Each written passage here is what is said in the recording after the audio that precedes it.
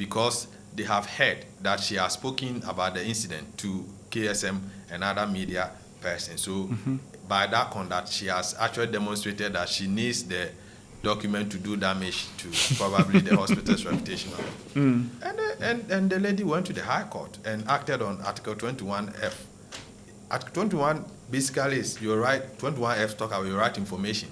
Okay. So if you look at the RTI, which is the right, it's just expatiating Article 21F, which is your right as a human person to information subject to only limitations which are allowed in a civilized society or in a democracy like ours. And the court held that that right, limiting the patient's access to her records, is not part of what in a civilized society is limited. Interesting. So the court actually gave an order for them to release the medical records, subject only to the cost of photocopying or printing or whatever. Yeah. So the right does not only limit to public institutions. No. I mean, whether you are attending a private hospital or a government hospital, this applies. This applies. And the whole charter is deemed to be at work once you are formally admitted. So it's just like once you are engaging with the patient, the charter is the governing law there. Good morning to all the facility heads, all the medical superintendents in Ashanti region and beyond who are listening to us, and all the staff of the various hospitals who are listening to us, because the link has been shared quite widely. Someone asked a very interesting question. What does this thing about patients' rights and responsibilities, does it extend to the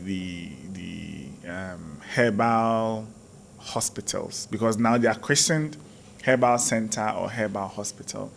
Does it extend to them as well? Okay, so you see, once the place is licensed, licensed like by HEFRA or is acknowledged by government. Remember, in healthcare, what makes it unique is that the practitioner is supposed to be licensed and the facility is also supposed to be licensed.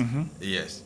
And why do we take pains to go to do licensing and all? The idea is that we want to make sure that those are conforming to our rules. So the onus, of course, even in law, there is caveat emptor or buyer beware. So as a patient, it is also your duty to make sure that you attend facilities which are licensed, because that's the only assurance you have that, I mean, these are people are conforming to certain given standards. Okay.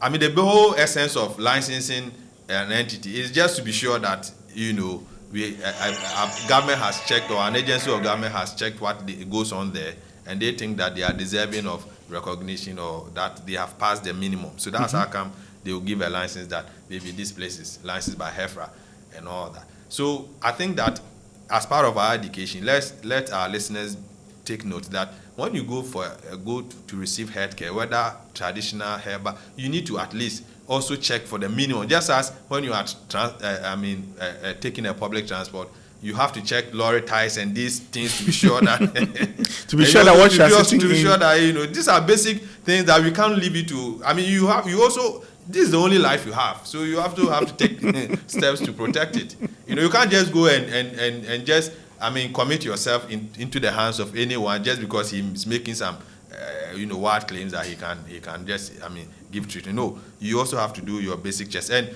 if you were to go into the patient charter, the responsibility part, you will see that a patient also, you know, the charter essentially you are looking at 14 rights and 9 responsibilities of the patient. So it's not only about right goes to responsibilities. In fact, in most cases, they are mentioned in the same breath. Yeah. So they are actual opposite sides of the same coin. So the patient has rights, but the patient also has responsibilities. Yes, and in most cases, the responsibility is a defense to the right, so that if you claim your rights have been breached, unless you have also actually fulfilled the responsibility, otherwise, whoever your perpetrator can use that also as a defense. You know. So, but in your dealings, have you found that people are aware, or healthcare practitioners are aware that there's a document like this somewhere? Well, I think that by and large, in terms of awareness, for instance, they are aware a charter exists, but as to whether they have a lot more information about what is inside is the real issue. they, if you do a survey, at least they have heard some way, somehow, that there is something called a charter. I think majority may be aware, but the real issue is what is actually in it. As they say, the devil lives in the detail. So I think that's often the problem. Should patients, interesting question, thank you for sending it. Should patients be given, these rights and responsibilities, in a hard copy manner, in a text manner, so that they know what their rights are? Because usually, what someone is saying, that in some hospitals, it will be before maybe the OPD starts, or usually the nurses will talk about it and then would mention certain parts of it. But is this something that you think patients should have access to at the hospital, just to read? Well, you see, if you look at this thing, the right matters. Ordinarily, the NCC, the National Commission on Civil Education, they should take an active interest in this. Because the point is that it's a human right. Remember, patients are humans. Yes. And look, we don't want to make it all. But the point is that if you look at Chapter 5 of our Constitution, from Article 12 to Article 33, they are for humans. And patients are human beings. So what it means is that all these provisions also apply in the case of patients.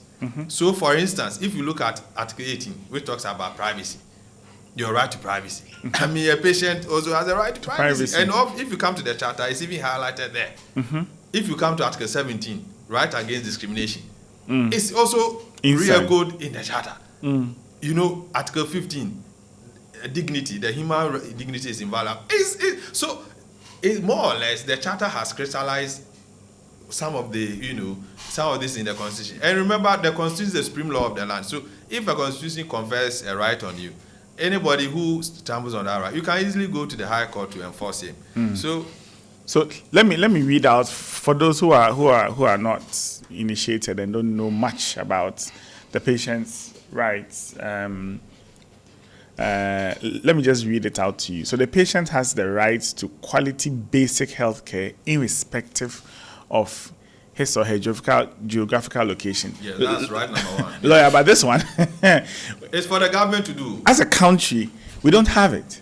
Well, most of these things, just like the directive principle of state policy, usually some of these things are progressive. So But they are too slow. They are too slow. And you realize that we hear in the news, of course, the politicians tell us that they are doing Agenda 101, they are doing this, all in an attempt to make sure that... That's the attempt. It's an attempt. It's an attempt because we are not there yet. It's a progressive thing that, people should do. But this right that patients should enjoy, the duty is on the government, not on any particular caregiver. The patient also is entitled to full information on his or her condition and management and the possible risk involved, except in emergency situations when the patient is unable to make a decision and the need for treatment is urgent. Fantastic. This is right number 2. Yes, number 2. In the UK, in 2005, the UK Supreme Court, in the case of Montgomery versus Lanarkshire, it's a very popular case. It's a landmark case, which established that the doctor now is under duty to warn. You are under duty to warn the patient of all material risk. You also warn the patient of all material risk. So this time, what does that mean? I'm not a lawyer. What it means is that if I come to do a prostate surgery, you are supposed to warn me that as part of the surgery, it's possible I'll lose my potency. Okay. It's material information, so it's that possible. It's possible. It's probable, or let's use the word it's probable, which means that in the realm of probability, it has maybe 50-50 chance or something of happening. Yeah. Yes. And they define materiality here to mean that any information which a person in the patient's situation will want to know is material. So looking at me as a patient, will I need to know about whether or not I will maintain my potency after the surgery? And you, the doctor, at least you need to warn me about it. So you are under duty. Being under duty here means that if you fail in that duty, it's a tortious act. It's a breach of the law, and you can be sanctioned for that. That is in the UK. Now, in Ghana, this is forward-looking. Okay. This is a forward-looking provision that when you come to the hospital, doctors are not supposed to process patients. They are supposed to treat them. Now, there's a vast difference between processing patients and treating them. You know how in the factory items are processed? It's just going in a speed. And unfortunately, in government hospitals, due to the pressure. It's not just government hospitals. Well, today, I'm a defender of government hospitals. Well, maybe, but most times you realize that those are the areas that suffer from most pressure. You go, and doctors are under pressure, and so you find out that they are just ringing the bell every second. You go in, and even before you sit, the doctor is already it has changed. Fine, we thank God. Yeah. So if you do that, technically you are actually processing patients. Because how much time of engagement, how much quality time do you have the patient, such that you have the time to warn the patient, assuming he needs to know of. So this goes through every facet of the healthcare organization. So you need to give the person full information about their condition, their management, and if there are alternatives. Yes. All right.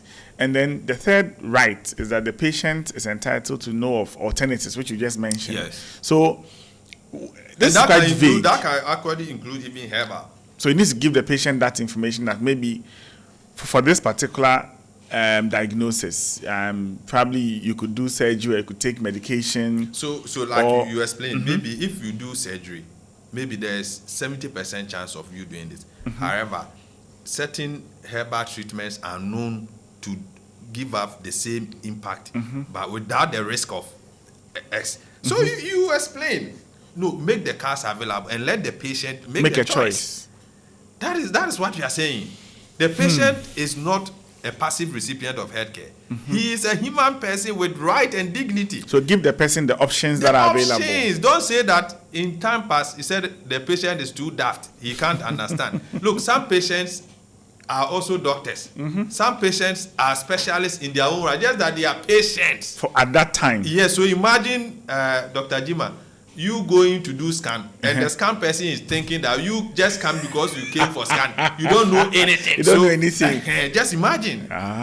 So that's what happens. So please, a patient is not just a passive recipient. They are intelligent human beings. So you need to understand that the person that you are dealing with can make decisions. The person that you are dealing with has a mind of their own and should be able to take firm decisions on their health. Yes. After all, the body is his.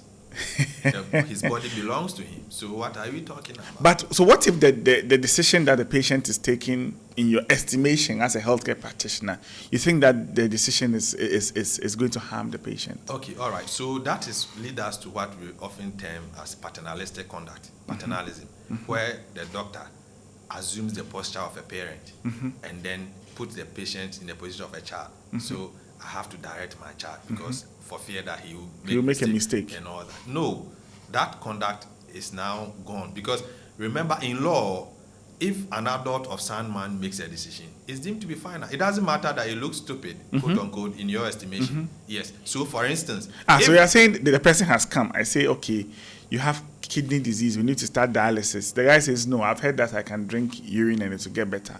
I should let the patient No, go. So your duty is to explain the risk in that alternative the patient has electing to do. That's all you can do.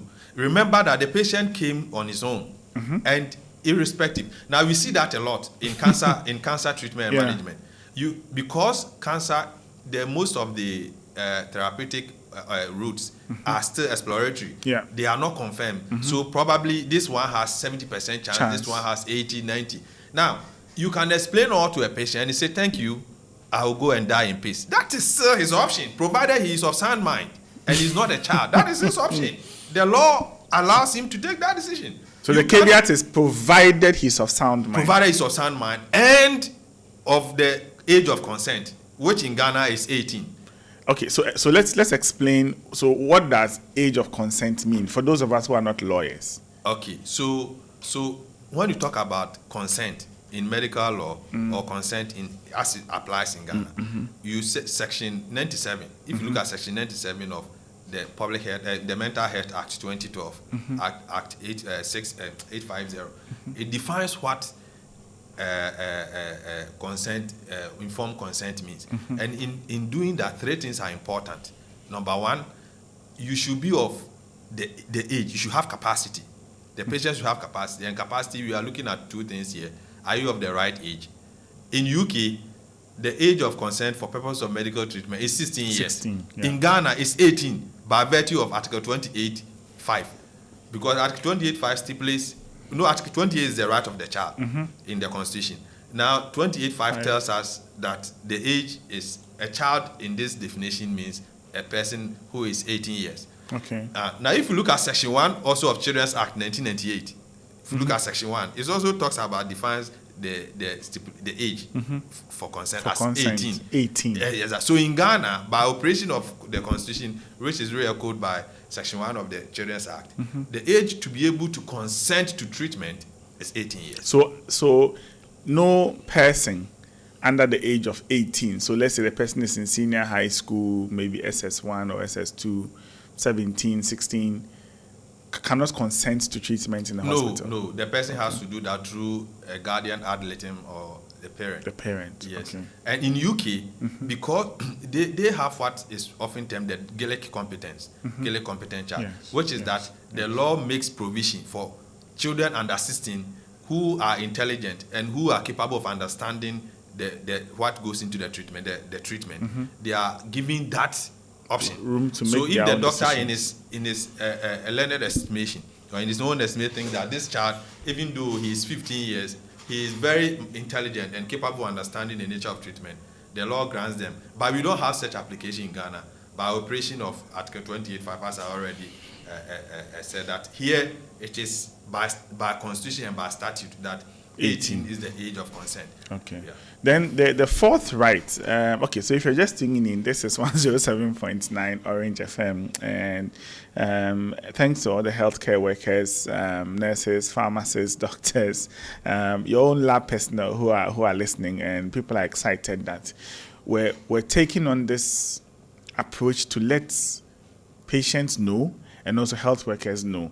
So the fourth right is that the patient has to know the identity of all his or her caregivers and other persons who may handle him, including students, trainees, and ancillary workers. Yeah, that's very important. Yes, You know, yes. It borders on persons' privacy and all. I think now a lot of that is being enforced, at least from what I know in the Ghana Health Service. Yes, and that's good news. and CHAG, that Because people should carry you're supposed to name have tags. your name tag Yes. on. You're supposed to introduce yourself to the patient, and if you're a student, you're supposed to appear as a student and let people know who you are. And like I keep saying, this is just not limited to doctors and nurses. Even if they come to the lab, the X-ray, wherever, you must let the person know that I'm a trainee, but I'm going to take your blood sample. And explain what you're going to do, what is involved in the blood. You can't just hold the person's arm and say, and start rubbing alcohol. No, you have to introduce yourself. I'm Dr. Jima. What's going to happen here is to take your blood sample. So I'm going to rub alcohol here. I'm going to do the. If the person has any, sometimes they have their own reactions. They will tell you. But if you don't do, you just forcefully take the person's arm and start taking blood sample, and in the end there is a reaction. What happens? The person can take you on. So the gentleman who cuts my hair, I always tell him that I don't like rubbing alcohol after my hair, and I always tell him, and I wonder why he doesn't ask me why. I wonder why they don't ask why, because the thing is, everybody assumes that every patient should be comfortable with the rubbing alcohol. Everybody assumes that once you go to the lab, the patient should know that they're going to take your sample. No, that is the issue I talked about, processing patients rather than treating them. Every patient is unique. It's different. It's a just different like person. when you go to the bank, every account holder is different. It's different. I mean, why would you assume that everybody's coming to make a deposit yes, or a everybody withdrawal? comes to withdraw 500. Why do you assume that? that would be a grave mistake. So why do we take pains to always make sure we check your balance? Check your balance. If sometimes we even pick a phone and call. Why do you do that? But when it comes to health, and we only have one life, if your money is stolen by the bank or it gets missed, you can still earn. But this is life. If it goes, it We goes. treat it sharply. So the patient also has a right to consent or decline to participate in proposed research involving him or her after a full explanation has been given. Yes, and the patient may withdraw. Yes. And I said consent it hinges on three things: capacity. We talked about capacity, age, and having a sound mind to make a decision. And then the second is, you should be open fully. You should. You can only consent if you are giving the full facts. Okay. So that if you consent based on wrong facts, that consent is void. If you consent to a medical, like a treatment based on wrong limited facts. information or wrong facts, that means the consent is vitiated.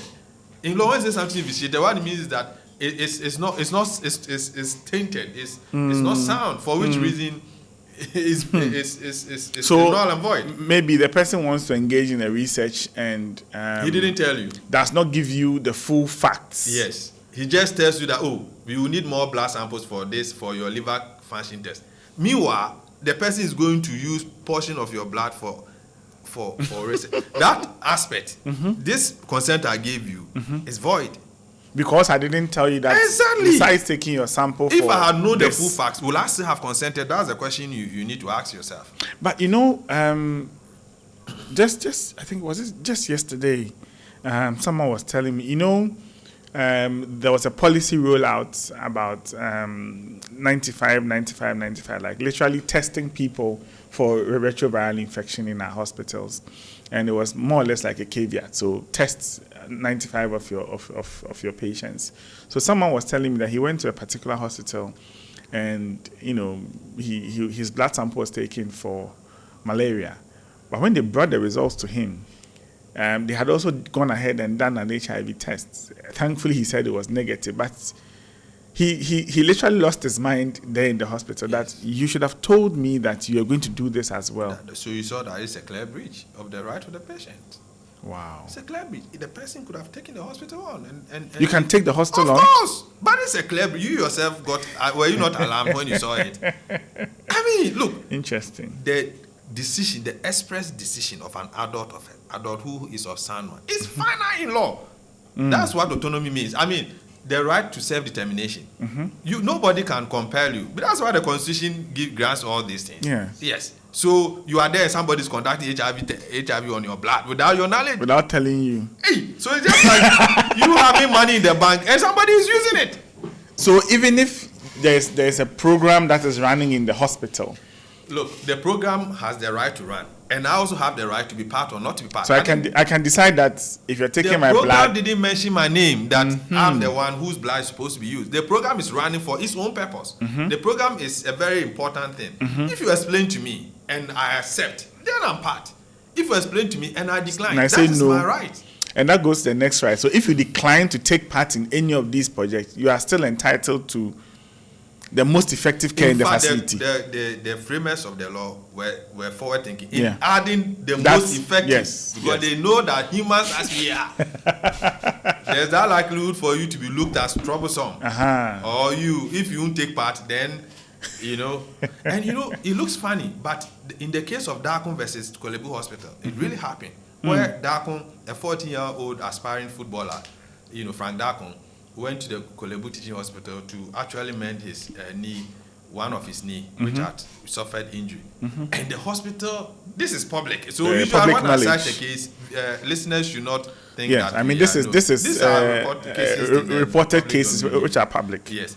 And instead of, let's say, the right leg, they operated on the left leg. Gosh. Yes. So the right leg was the 41. They left that and operated on the left leg. And the gentleman took the hospital on in court. And then the hospital refused further treatment. Said, so they are court. It's here. You know that. And it wasn't the case. So the framers of that statute, they were forward thinking. That's why they said that even when the patient refuses or declines, you have to still treat them. Best. It's a very important phrase, and when it gets to court, they will highlight it. The law is the law. So the other right is that the patient has a right to privacy. during consultation and examination. In cases where it is necessary to use the case notes for teaching and conferences, consent must be sought. Thank you. So, privacy, Yes. as a medical legal, I asked a yes, question about privacy. Privacy is quite controversial. Very. We think we understand it, but if you stretch it, you see that it has a lot to do with the systems, how hospitals are organized and all. The settings of the The hospitals. settings there. For instance, like I said, hospitals, some say that we have HIV clinics on Wednesdays. What does that mean? So what this technically means is that on Wednesdays, people you see there, are they HIV positive people? And I mean, listeners, imagine you are actually living with HIV/AIDS. Will you want to go to a hospital where it is known that Wednesdays are for HIV? So everybody No, but that is how the hospital is set up. yeah, but that is this is the essence of Patient Right Watch, to actually alert the system of the wrongs. Then we are not complying with the law. I mean, the privacy. See, when the problem is on the other leg, you seem to be okay. No, but hospitals must label their clinics. So we have asthma clinic, we have sickle cell clinic. Is it wrong to say that on Fridays is asthma clinic? In fact, I don't know if this is true, but privacy is one of the reasons why sometimes our politicians and big people, they seek healthcare outside the country. Well, I'm not saying that this is all the reason, but it's one of the steps. Yes, because can you imagine, Dr. Jima, that a prominent person, well known in the society, is attending your clinic, and it's open knowledge in the hospital that Wednesdays are for HIV. So what did this so-called prominent person, what did he come to do in your hospital on a Wednesday? What did he come to do? So privacy, we need to look. The law is there, but we need to think through it well and see if we are complying with same. Because for me, it is a breach of privacy for me to come and you tell me that this is diabetes clinic and all the persons that are diabetics. We have just talked about it from the service provision point of view, but we have not thought of it from the patient point of view. That the patients there, is as if we are doing them, we are giving the privilege of care. So, hey, take it or leave it. We are doing this is diabetic clinic. Either you come or you run or whatever. I mean, it's so wrong. This is so wrong. Oh, it's 9 o'clock. It's been an hour of interesting conversation, trust me. And this is Orange 107.9, Kumasi's music leader. The Health Lounge is number one for this reason. We bring only those who know. If you're not an expert, we don't call you. And today we're talking about patients' rights, and we're going through the rights of patients. If you're listening and you're a patient and you didn't know this, well, you should have known, and we're giving you that opportunity. My guest is ISAAC OFORI GYEABOUR, lawyer, entrepreneur, medical lab personnel, businessman, churchman, and Prempe boy. Someone said I should highlight Prempe. Hey, some more. Prempe fui. Yes, so the patient also, but I almost forgot. The way I remember, I don't know if it has changed now, and this is like probably some 14 years ago plus. I remember how consulting rooms were designed in most of the big hospitals. Usually it's 2 doctors seeing 2 people, back to back. And you have the other person listening in to what the other person is saying, and people can say,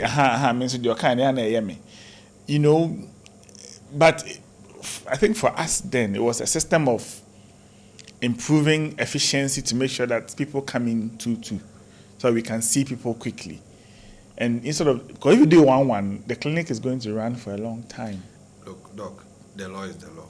And I think that we, as a country, we pass laws for a reason.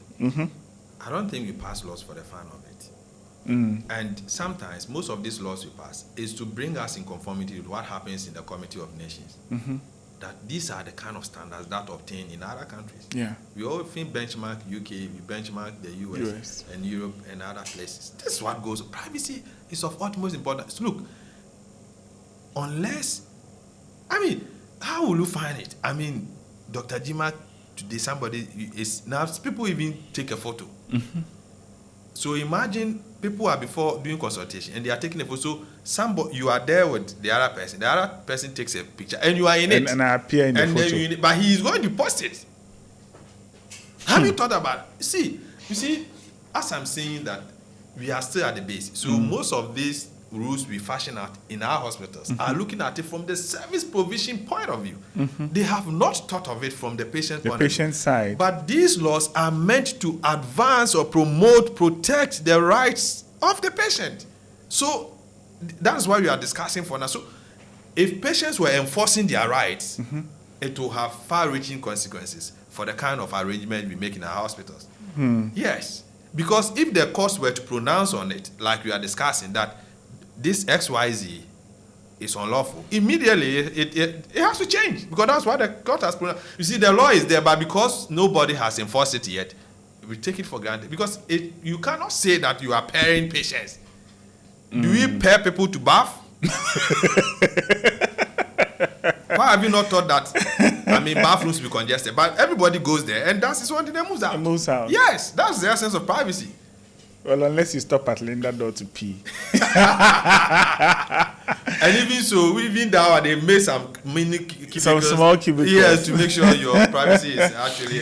Then the patient is entitled to confidentiality of information obtained about him or her, and such information shall not be disclosed to a third party without their consent. Yes, I think this is clear. Yeah, this is very clear. Yes.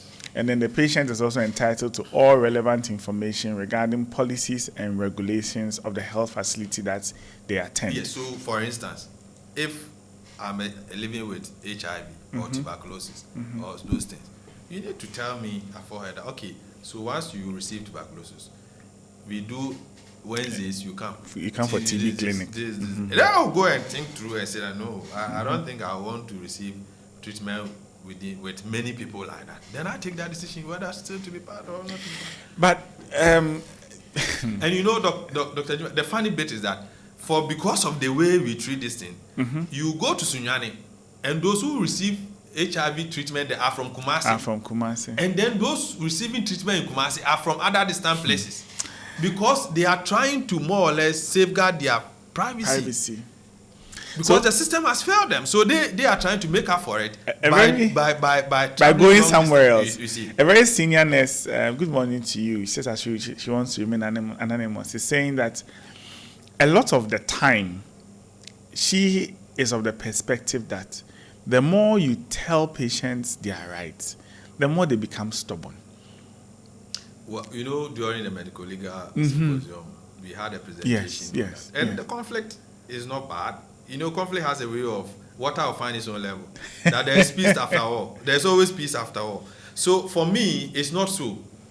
That is why we are sending information out there. Like, hey, healthcare worker, when you go to a bank as a healthcare worker, you expect to be treated as a customer, not as processing. You just go, no, you want to be greeted, you want to be told your money, even how your money is handed to you. It all speaks.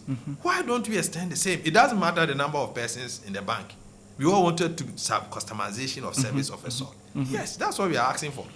We are not asking for a minimum. We are not asking for anything extravagant. We are asking that treat me as a person who deserving of respect, deserving of some form of. Don't say that the service is standard.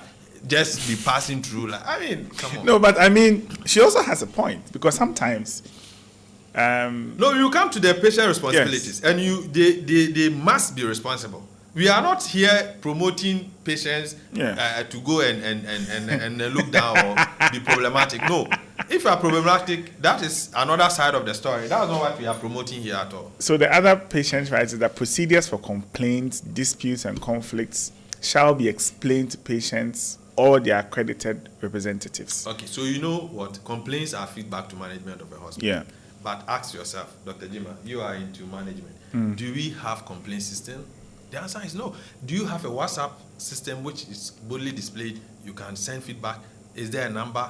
Even boxes, the old-fashioned way to the drop. boxes there, nobody opens them. You don't even do. So if you come to hospital and you are not treated well, who is the disciplinarian? Who is going to even listen to you and pass on whatever you have to say? This is lacking. This is what the law is talking about. And if you look at the Right Information Act, it puts the duty on public institutions to create information desk and manned by health information officers, and then be able to handle some of these things. Yes. So you initially said that how should, if you don't label them diabetic clinics, and how should you, now we all know if you are traveling in an airport, you get there. There are persons who will receive your passport and take it and tell you that for your ticket you are holding, you should go to gate 3 or this in a polite fashion. Yes, because so this, if you were really complying with the law, if you get to the information desk, they should be able to tell you that. Okay, you're supposed to go to here. We don't need to label people for this TB clinic so that you go home and you TB. No, we don't need to do that. We don't need to do that. No, I mean, you see, now that I'm listening to you, you see, it's just dawning on me that yes, it's true. I think we should amend how we do that thing. Yes, we look at things too strictly from the service provision point of view, and then we also think that we are social service. Charlie, you don't have option. I think that is for me. We are past that age long ago. And it hits you when you are the receiving end. There have been many big persons who got accidents in a distant place, and now they have to taste. They have a raw. They have to taste the system that we have. Exactly. We have created. And that's why sometimes they rush to bring helicopters and those things to take. Because look, if things were working all right, at least they should be able to receive the basic care. But hey, that basic thing is not basic. So then they have to rush and bring ambulance and all, that kind of thing. But you cannot always be lucky. Hospital charges, modes of payment, and all forms of anticipated expenditure shall be explained to the patient prior to treatment. You see, Doc, this information this one is a blatant breach of patients' right as far as this is concerned. Now, how do patients get to know about the cost of service? They get to know at the point of discharge. Either discharge or at the point of the So you are discharged and you have to pay your bill before you go. That's when you get to know. But that is wrong. I mean, you have placed the horse ahead of the cart. But if I tell you that you're going to take a CT scan, it's 1,000 cedis, and I know the CT scan is relevant in your care, and you say, then how do I care for you? So, force me now, I do take this. Which CT scan now? It's my look. You are an adult. What does autonomy mean? And if you look at the bioethical principles, let's put law aside. The bioethical principles that govern healthcare. You look at autonomy. You look at no malfeasance. You look at beneficence. You look at justice. So, why is autonomy? Why are we sacrificing autonomy? Remember that consent is expression of autonomy. Yes. So an adult, why are you trying to impose something on me? Because if I don't do this for you, I can't take care of you. So I've gotten that information. I cherish my life. I have the right to live. It's my life, and I know that I want to live. I don't want to die. But the cities can cost 1,000 cedis. So you tell me, and then being a rational person, I'll act rationally. I'll say that, okay, are you able to give me the service and I pay at the end, or let me call whoever is paying, either myself or somebody paying, and explain to the person to send the money or go ahead. I mean, the options are there. The options are there. And if the patient decides, so let's say maybe CT scan is high, so maybe something basic like a full blood count. I want to know, you look pale, I think you need transfusion, your HB is low. Full blood count, maybe 20 cedis. Yes, somebody may still not have it. But the point that I'm trying to say is that the law gives that person right. So I should tell the patient that this thing is 20 cedis, but can you pay before I offer the service? When you go to a pharmacy shop or the supermarket, even bank, their charges are displayed. Yes. Why? Because we are all rational beings. We make rational decisions. If you go to a supermarket, the cost of the item is displayed so that you will select, you pick the cart and you will put what you want, not what the supermarket wants. You pick what you can afford. What you can afford. So it is possible that your CT scan is costing 10 cedis, but if I want to really compare prices, it's possible that I can find another CT scan center that's That will costing cost 7 less. cities or 5 cities. Why do you deny me that option by imposing on me changing and me to have a CT scan? Because I'm also thinking about time. Person be sure on time. Person put on time. I have my right, and your convenience does not override my right as a patient. Let's get that straight. Yes. So as a rational human being, that's why the law there is made for a purpose. Okay. That when it has to do with payment and other things, give me prior knowledge. Tell the patients if we were doing what it that, is. if we were very transparent with price, if we were giving price accessibility to patients, it's possible that there will be a competitive health market. It will engender a competitive health where I can sit in the comfort of my home and check on the internet how much does hernia cost in 5 hospitals. And then decide that based on I'll go here. Based on factors like proximity, the expertise, whatever, I will go here. Look, we lawyers, there's a bar scale of fees. What does that mean? It tells you that be guided by that. That whatever service you are rendering, be guided by the bar scale of fees. And people who have charged above the bar scale of fees, some have had, them reported, some have been reported to the General Legal Counsel for outrageous, charges. That they means that they are preying on the ignorance or the weakness, the vulnerability of their clients. Because look, when your case, you need a lawyer to bail you out, and these things are done to protect the vulnerable, so that if the charge your lawyer is even charging is outrageous, at least there is a basis for you to check. So all that we are saying is that price transparency is a right. You stated it. Yes. So let me know. Don't hide it from me. Don't tell me you don't know. So how do you get to know at the point of discharge? So how are you able to give me a bill? The revenue people will tell you. So how even banks have so many charges. Even our mobile networks, if they increase price, they tell you, they send you a message. Yes. So that's why the right information is telling you that create an information desk. And put the charges. In fact, it should be possible if you have ever visited. If now most hospitals are now using information systems. People data. It's possible to send them messages to tell them that now each full black hand is now 70 cedis. Yes. So that when I'm coming, I know exactly. Or you should display your charge on a notice board. It should be there. Why are you hiding? What are you hiding from? That the patients will run away when they see the charges. Are you trying to practice fraud on the patients then? So you hide it, and now no, that will be fraudulent. So imagine your banks do this same to you. You will not be happy. Or you go to a supermarket, the price advertised at 10, on the till when you get to the till, say 20, causing you embarrassment. It's embarrassing, and if you stress the argument, it's even against Article 15 right of, because the point is that they have embarrassed you. Dr. Jima, you went to pick a shoe, you got to the shoe was 1,000 cedis. You had 1,000, all right. Now you come to the tail point, and they say that it's 3,500. What kind of practice are they doing there? Is it fraud? Is it fraud? No. So it's the same. The patient is the same. So there are people who go to hospitals now. When they say they are discharging their wives from hospital, they are in a state of anxiety because they don't know the bill. You don't have an idea of the cost. And so you go there and say 10,000. So immediately, do you have the 10,000? But if you went and knew that okay, they will discharge my wife probably in 2 weeks' time, and the cost is at least it puts you on notice, and as a rational human being, you take the rational action. This is what we are saying. So it's actually, this thing is so institutionalized. We think it's normal, but it is not at all. It is not at all. It's a blatant breach of the right of the patient to information. This is exciting, and this is eye-opening, and it begs the question that why are healthcare practitioners, healthcare managers, why are some of these things, I don't know, why are we blind to it?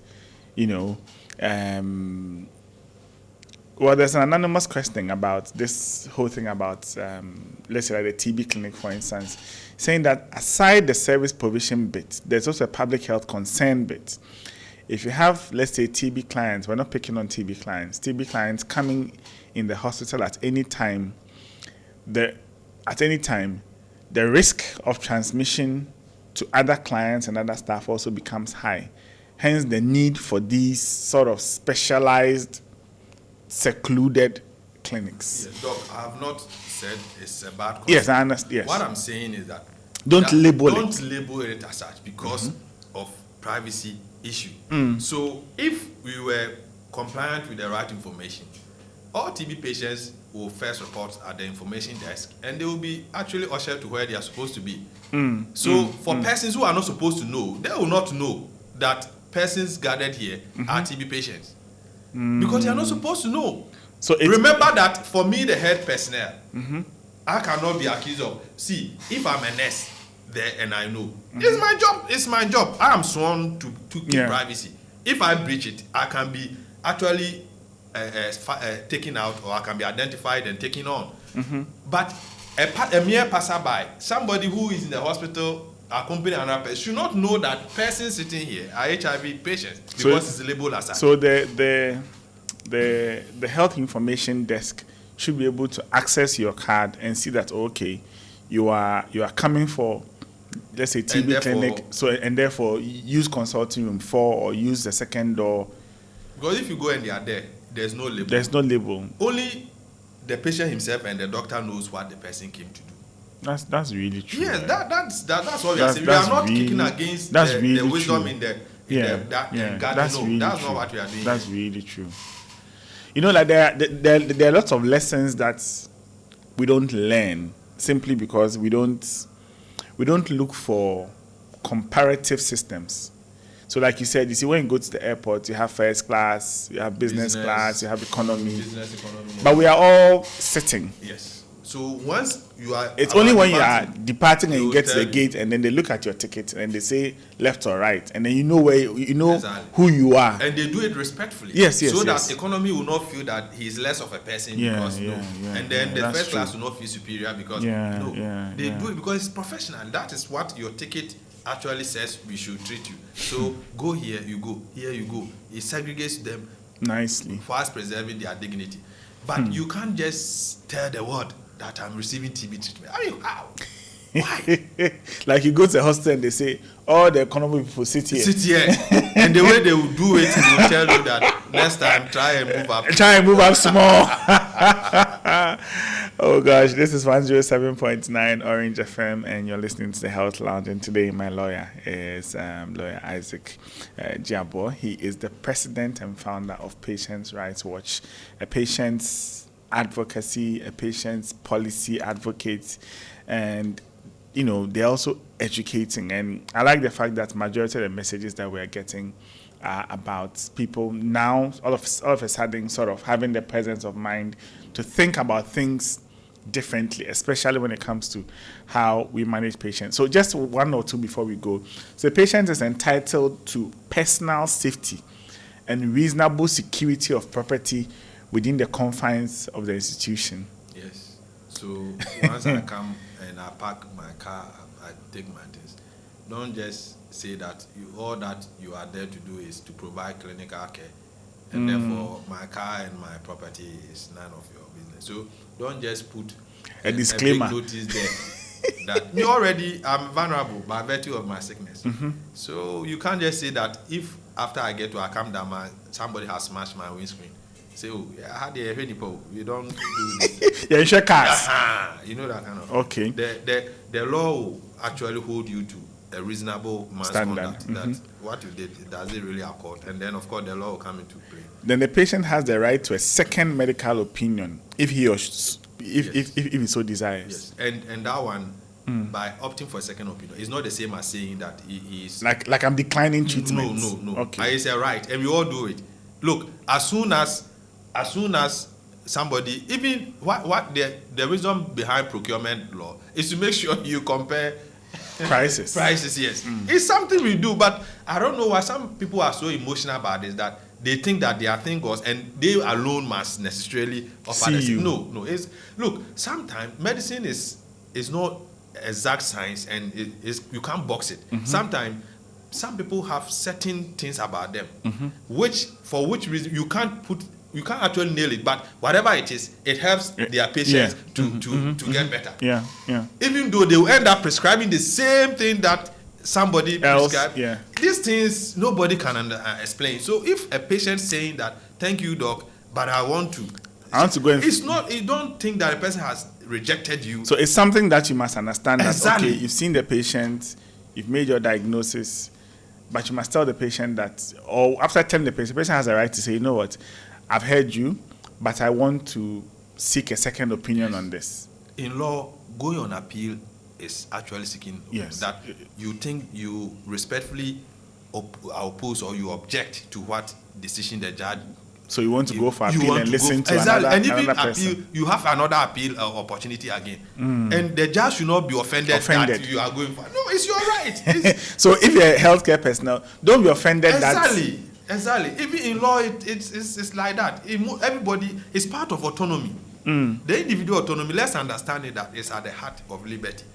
When the human person is the center of everything now. Now we are in the patient-centered era. In time past, it was the doctor-centered. But now we are in the patient-centered because of the human right culture that we live in. So if you're a patient and go to the hospital, let's say one staff checks your blood pressure, and it's always giving you scary. Like, okay, you know what? Let me ask another person to do it for me. And it's not an insult. And the first person should not feel insulted. It's not an insult. And you should see it as a profession. Why? Footballers, the same position. They tell that, okay, come out, let this. And sometimes another person go and play. There are moments that you are the star. But when the person who is not even the less fancied person comes on, a goal is created. How about that? So please, let's so we should understand that the patient's right for a second opinion. Exactly, it's not an insult. It's not a rejection. No, or a rejection. No, but the patient has that right. Yes, it is right. It is right. Just as we all prefer, just as a red color is not superior to blue, neither is it superior to green. It's an option. It's a color.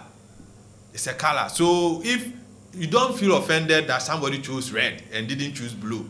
Don't feel offended that you are given Prempeh College and says, let me go and ask at Opokuwari and see. Yes, oftentimes they come back and attend Prempeh College after asking about Opokuwari, you know.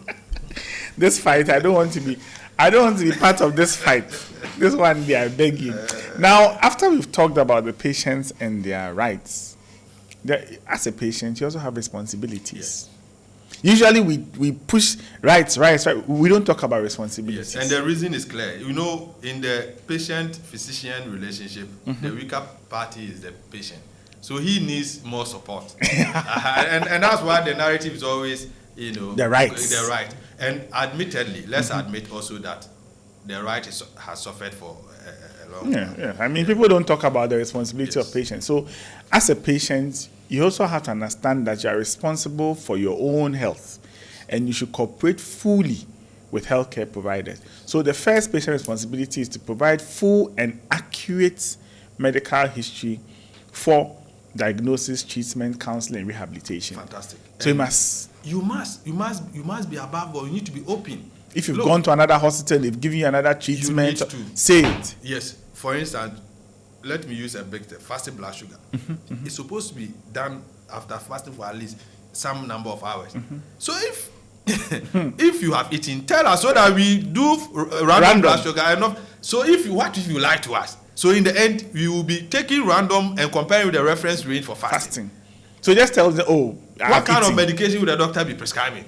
So you see, if you don't tell the truth, it's a defense to the doctor. If the doctor gets it wrong because you told the lie, it's a defense. He is not God. The doctor is not God to discern. I mean, he has no powers to discern what is in your mind. You have to tell. In any case, even if our gadgets, our phones, and those things get spoiled, when we take it to the technician, we tell them the truth. We tell them what has happened. What happened? Yes. So why don't you want to tell the truth to the doctor? Because sometimes people feel that if I tell the truth, like for instance, someone has a chronic illness and has gone to all sorts of places for care, and now things are not going well, and then comes to the hospital and says, "Oh, minko baby." So why? You see, in time past, some unprofessional conduct of hospitals, they when patients come there, they scold them. They scold them. They actually castigate them for seeking services. Why have you wasted time? Why have you gone here? Why did you go there? So these are the reasons why an adult person will lie. So I think that we now that the education is going for, people should desist from those kind of things. He has come. That's the most important thing. Now, what we are trying to say, let me tell you one thing that we all like. Me, I do some is for medication. You are supposed to take the medication for this number of days. Maybe you take it 3 days, you are well. Then you stop. Then when you go for review, he said that, were you able to take? That one we are all guilty of it. But I think it's very bad. All right. So, it's also the responsibility of the patients, requesting additional information and or clarification regarding the health or treatment, which they may not have understood properly. Yes. And that, if you look at patient harm, the number one cause of patient harm is wrong medication. Yes. This one is wrong medication. Yes.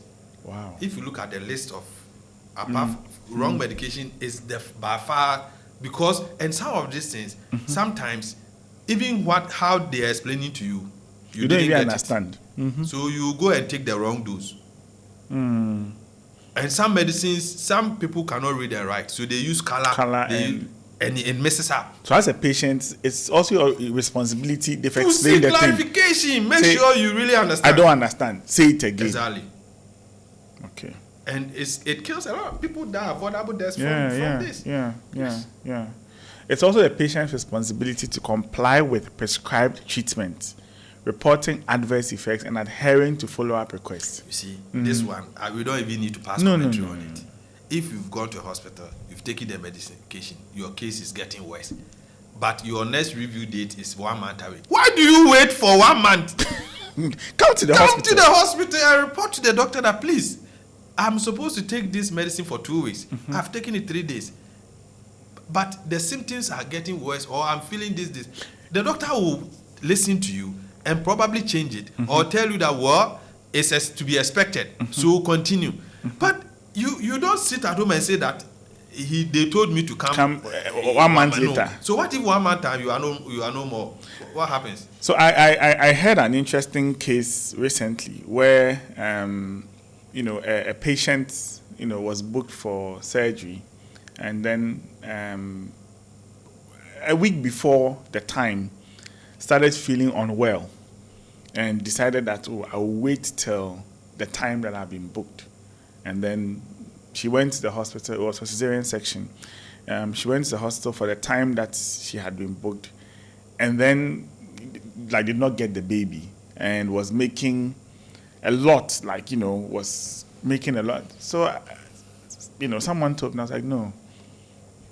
The doctor had given you a date. You were feeling unwell way ahead of the date. It is your responsibility to come to hospital, because that person is either there or another person is there for you to see. The hospital always has a doctor at post. Yes. And and this person was, we'll come to that in a bit. They are now, I said it at the symposium, social judges of medical practice. Yeah. And they go on a tangent as if, you are guilty before proven. No, but Doc, the point is that the law takes a very different view from what the ordinary person's outlook is. When it comes to deciding whether or not a doctor is negligent, it's a very technical thing. But why do people go to these radio people? No, you see, they think that it's not every breach that that has attained a threshold that should be taken to court. So it's not every, and sometimes patients are quick to really, find fault. Yes. But and remember, it's not every fault that is a breach of the law. A breach of the law. Okay. So you should understand. So a breach of the law is quite technical. And if you look at cases that go to court on medical negligence, even though a lot get settled along the way, but few, those which actually go full litigation, few actually end up in favor of the patients. Yeah. Okay. Because it's quite technical. It's not every fault that you cannot be happy rushing to. No, that's not the position of the It's also the responsibility of a patient to inform their healthcare providers of any anticipated problems following prescribed treatment. Exactly. And I think you dealt with it. I think that this is also public. I think the late Coda said that he was GCSPD deficient, and he was giving medication. I don't know whether he knew, and if he knew, what did he really tell the patient? Some people know, they keep it to themselves, and then that's what I said. The doctor, unless you are a regular patient or the doctor. He is not God. And can't like tell. you said, these days each day has a team. Different teams on. Yeah. So you go to the same consulting room, but the person sitting there is not the same. It's not the same person. So please let's be active. Let's take active interest in our own health. By if you know you have certain deficiencies, just tell the person. doctor. Don't wait until something happens and then now everybody's chasing. Sometimes to you look for the even give it person. as unsolicited information. Yes, Doctor, yes. please this. I mean, don't wait because you need to. Just as now we have actually coined defensive driving. That when you are driving, think for the other person. So like defensive healthcare. Exactly. So assume that the doctor doesn't know everything. Exactly. And indeed, it is the gospel truth that the doctor doesn't know everything. No, we can't know everything. Yes. In fact, in law, we say that God forbid that the judge should know everything. God forbid that the judge knows everything. Yeah, because it's not possible, you know. I see. So it's also the responsibility of the patient obtaining all necessary information which have a bearing on his or her management and treatment, including financial implications. So you, the patient, must. Yes. I mean, the hospital has a right to display the prices, but you must also go and arm yourself with the information and know that. In fact, if you were really compliant, some can actually display their price on their website. Yes. It should be possible to sit. I know. I visited a private. This was a private lab in Accra, and they had QR codes on their doors.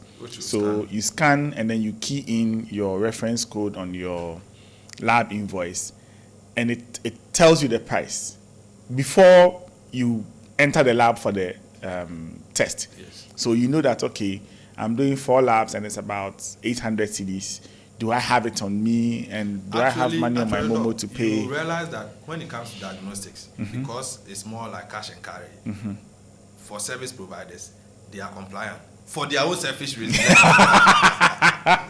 I like that one. Yes. For their own selfish reasons. Out of self-interest, yes. Out of enlightened self-interest. They won't do the lab and come and collect the money later. No. They won't do it and say now they are billing you. No. They'll collect the money first. Okay. So you see, even as an organization, September 17 is World Patient Safety Day. Yeah.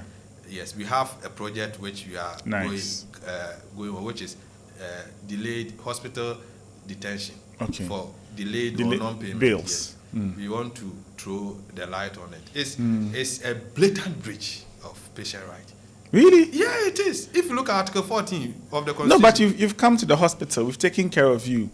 You know that you have to pay something. Yes. And you say you don't have money. Yes, but the same hospital is owing suppliers. Have we detained that one is another matter. That's one another matter. And I'm saying people owe for various reasons, but they are not detained. So why is the case of the patient different? Because if you don't pay, how does the health service move? Yes. So patients are supposed to pay, and you find out that most times they didn't pay because they even didn't know. And if you look at the NHI. Even the NHI, look at the Act, Section 26, the exemptions. Some are even forced to pay when they are actually exempted.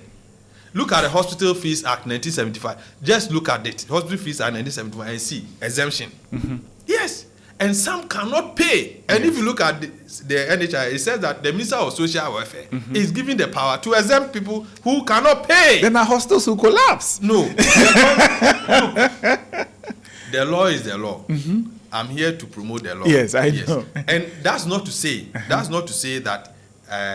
And look, there are people who are indigent. They simply cannot pay. They just cannot find the money. If you look at the old act, the Hospital Fees Act 1971, it said the doctor could really examine the situation and exempt that person because had the right to life, Article 13.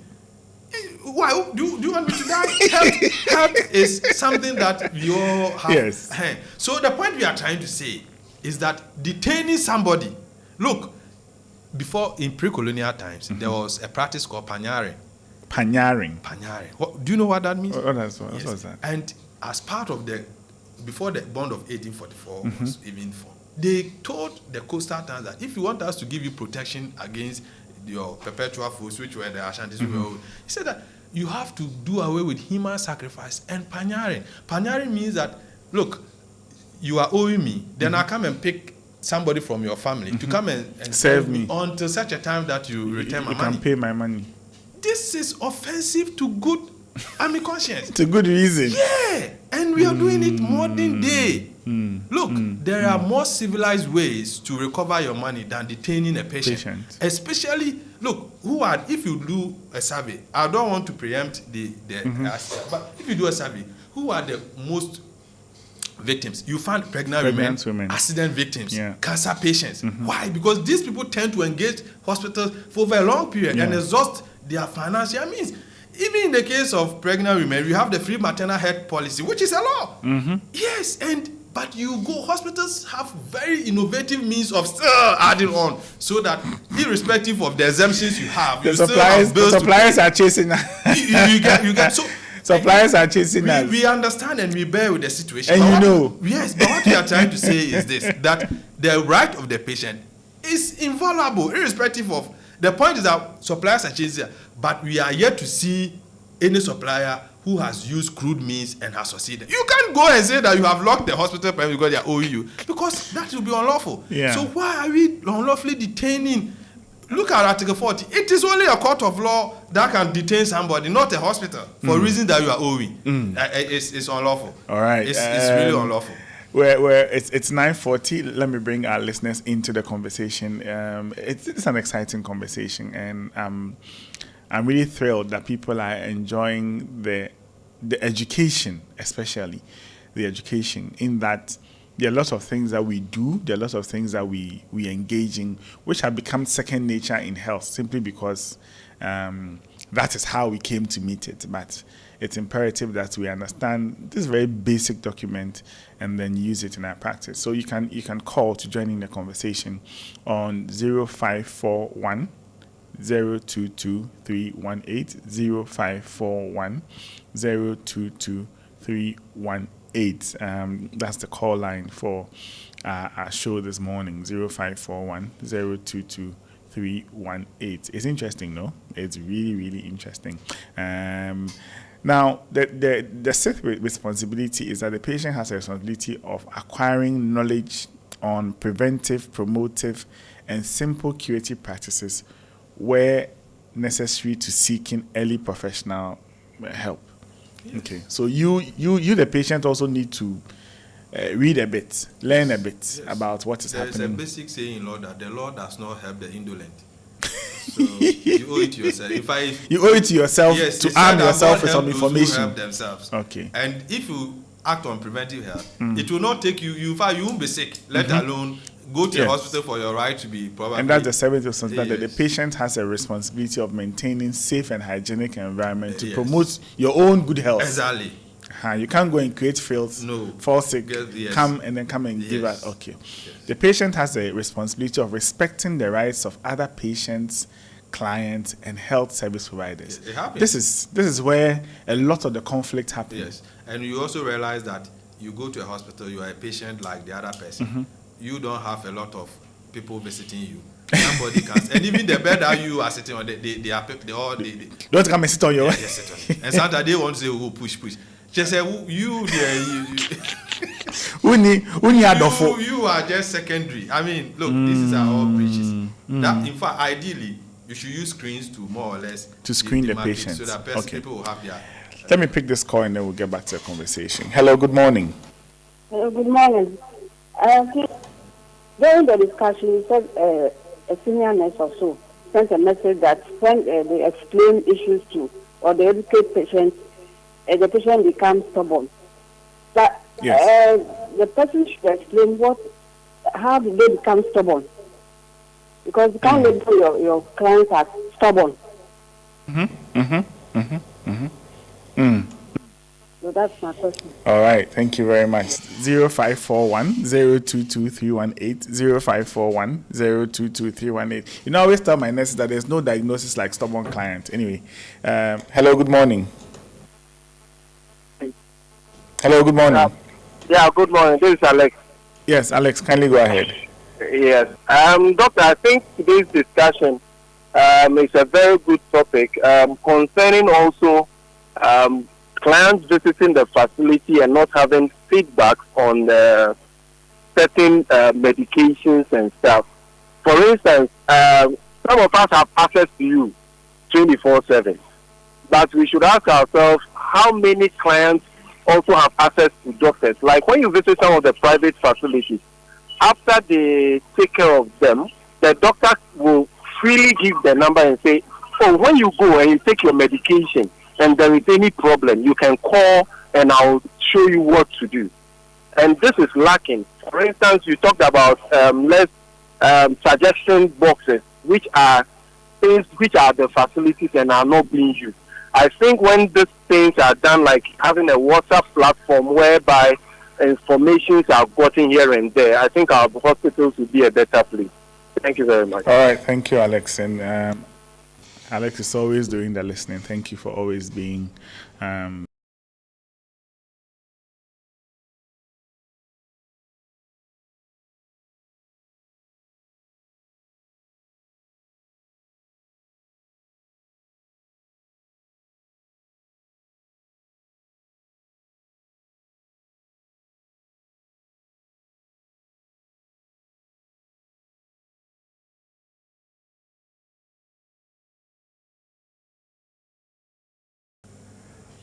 ask a lot of questions. Like they keep asking questions.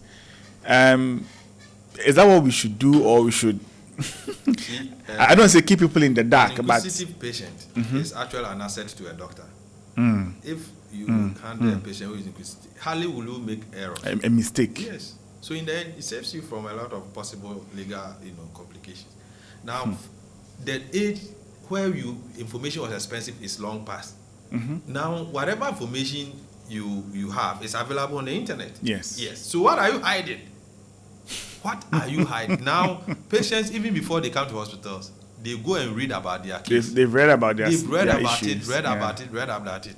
But they lack the skill to prescribe, or they lack the skill. So that they have come to you not because they have no information about. And because they just need. They need a doctor to prescribe.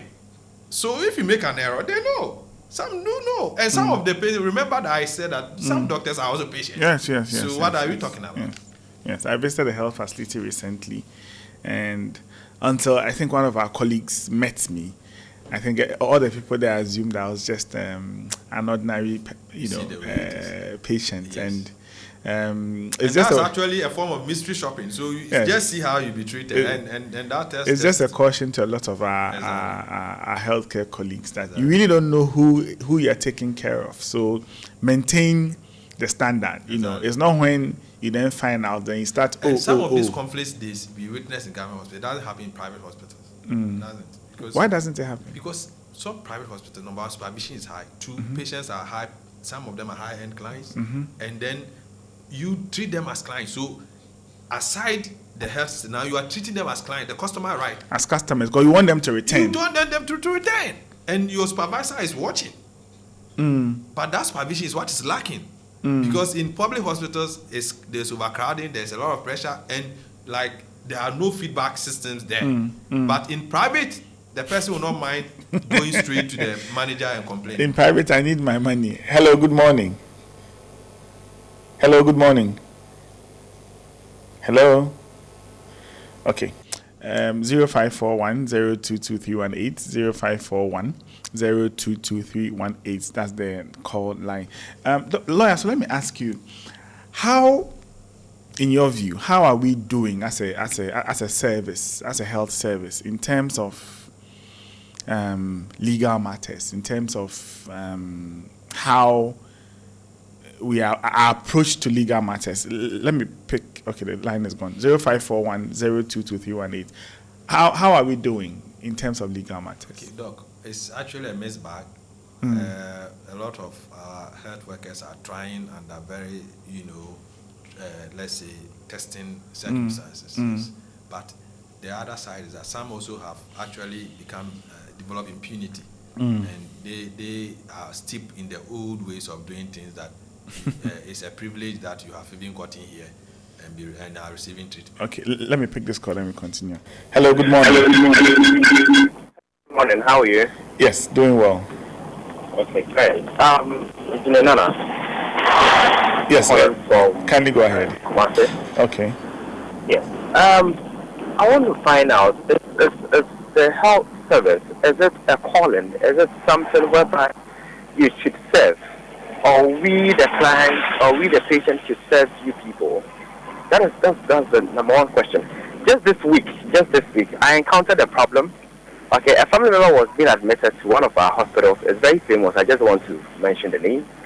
Alright, and whilst I went there, after looking after or visiting my family member, I noticed that, a colleague friend is here.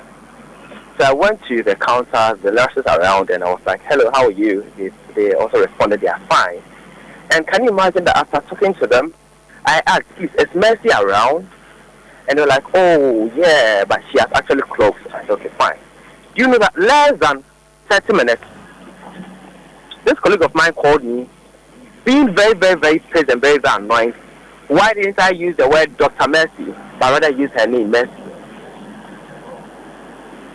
Wow. Why didn't I use...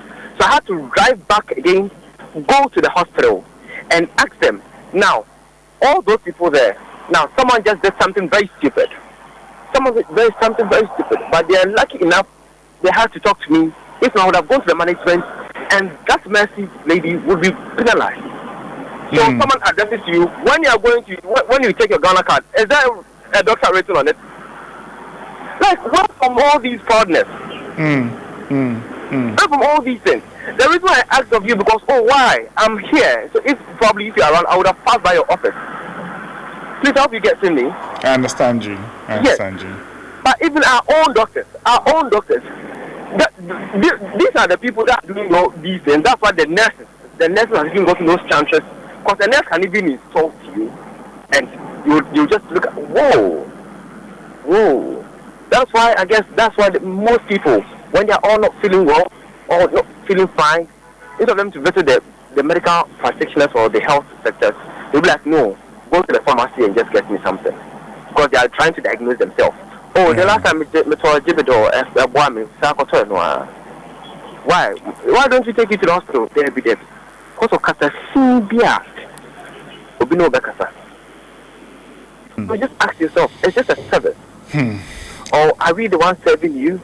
How do you guys get paid? It's our own taxes. If there's a private ward, if I don't come to the hospital, how can you be employed? As a doctor or as a nurse? Trust me, this doctor of mine, this lady friend of mine called me. And why did I go to her office or go to her workplace and use her name? Why didn't I call her formally? Why did I use Dr. Mercy? All right. Interesting. Interesting. But I mean, medicine has always been a calling. Every facet of it, whether you are in nursing, whether you are in pharmacy, whether you are in diagnostics, medicine has always been a calling. The challenge now is that the call volume is low.